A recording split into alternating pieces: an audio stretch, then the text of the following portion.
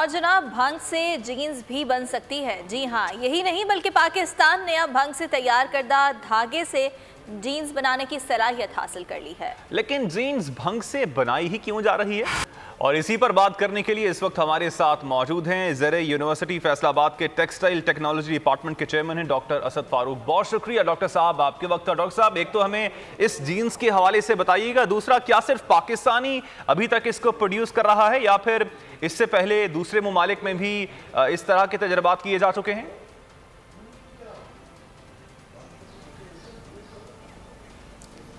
जी, पाकिस्तान के अलावा भी दूसरे कंट्रीज़ में ये एक्सपेरिमेंट्स किए जा चुके हैं, लेकिन अभी तक जो पाकिस्तान में इसका इस्तेमाल ये था कि पाकिस्तान इसका जो धागा था वो चाइना से इंपोर्ट करता था और उसके बाद उसको जीन्स में कन्वर्ट करके उसको यूरोपियन कंट्रीज़ और यूएस दूसरे कंट्रीज़ में भेजा जाता था। अब पाकिस्तान में ये टेक्नोलॉजी मौजूद नहीं थी कि किस तरह हम भांग को या हेम्प फाइबर जिसे हम कहते हैं उसको हम हेम्प के प्लांट से एक्सट्रैक्ट करें और एक्सट्रैक्ट करने के बाद उसको सॉफ्ट करें इतना कि वो धागे में कन्वर्ट हो सके और उसके बाद उसका धागे को स्पन किया जा सके। ये टेक्नोलॉजी पाकिस्तान के पास नहीं थी, जो कि department of fibre and textile technology university of agriculture ने डेवलप की है। ठीक है डॉक्टर साहब, ये भी फरमाइएगा कि अब जब ये टेक्नोलॉजी पाकिस्तान के पास आ चुकी है, ये तजुर्बा भी कामयाब हो चुका है, तो आप क्या समझते हैं कि आगे ये मामला कहाँ तक जाता हुआ दिखाई दे रहा है, कहाँ तक ग्रो होता दिखाई दे रहा है?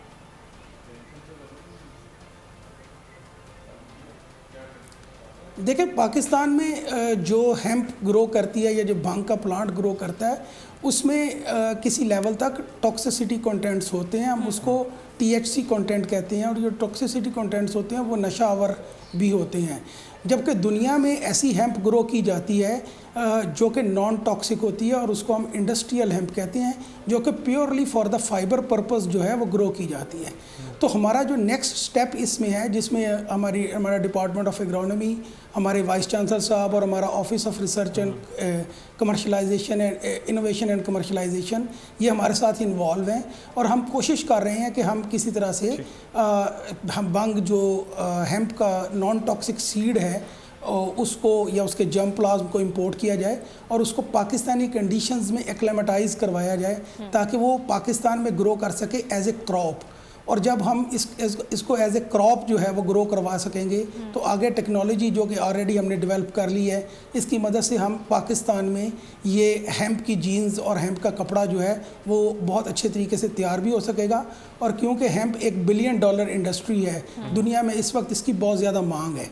अच्छा डॉक्टर साहब, अब यहाँ पे सवाल ये उठता है कि जो ये कपड़ा तैयार हो रहा है हेम्प से, क्या ये दीगर जीन्स के मुनासिबत से अगर उसका कंपेयर किया जाए, क्या सस्ता कपड़ा होगा और इसकी जो जीन्स तैयार होगी क्या वो दीगर जो कपास से जीन्स बनती है उससे क्या सस्ती होगी? और दूसरा, पाकिस्तान में इंडस्ट्रियल लेवल पर इसकी जो प्रोडक्शन है वो कब से शुरू हो जाएगी?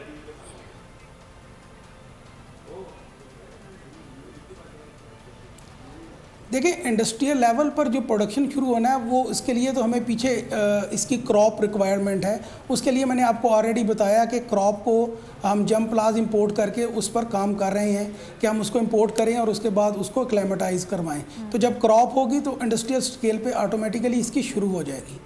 जी, दूसरा बात अगर आप पूछें दोबारा मुझे, जो सस्ता कपड़ा कितना क्या सस्ता होगा कंपैरेटिवली दीगर कपड़े से? बात की है कि ये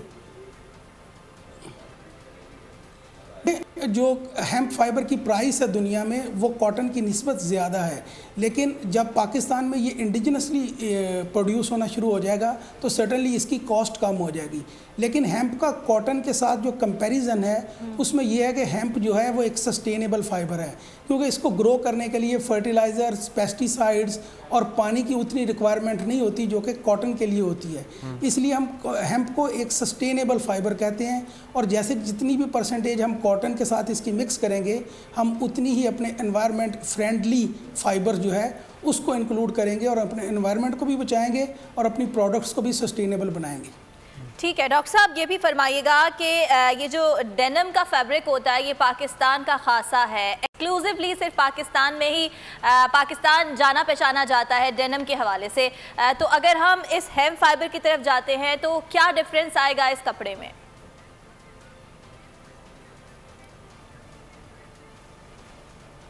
जी, इस कपड़े में तो बेसिकली कोई डिफरेंस नहीं आएगा। उसकी वजह यह है कि हेम्प, ये 100% हेम्प जो है वो उससे जीन्स नहीं बनती, बल्कि हम एक पोर्शन जो है जो 10%, 20% या 30% हेम्प का इंक्लूड करते हैं।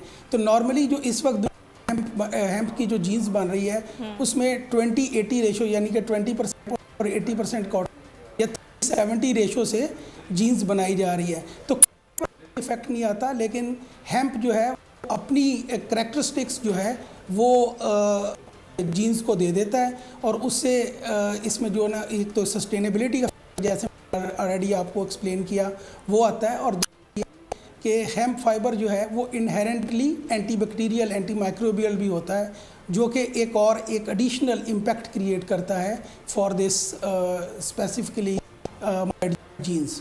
ठीक, डॉक्टर असद फारूक साहब, आपने बोल टेलीविज़न को वक्त दिया, आपका शुक्रिया।